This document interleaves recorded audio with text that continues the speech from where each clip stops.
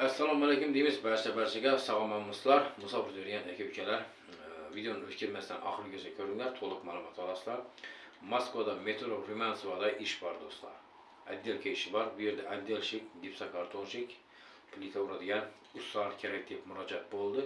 Kuningizga 5000 rubldan pul yoziladi. Har hafta ratchot.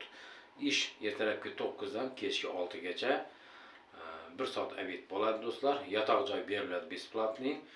Xullas, dokument, bez dokument, shuni aytmadi menga, to'g'risini aytsam, qolgan ma'lumotni shu ekranda yozib qoldiramiz, ish beruvchi deb, posrednik emas, faqat начальник nomeri yozib qoldiradi do'stlar.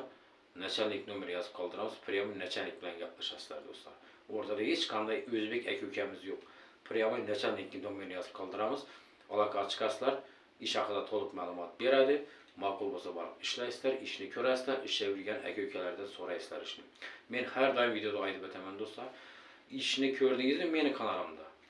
Telefon qilsalaringiz, borib ko'ringlar ishni, adresini aytilgan joyga, kelinglar deb ish beruvchi akamizmi, ukamizmi chaqirsa, borib ko'ringlar ishni.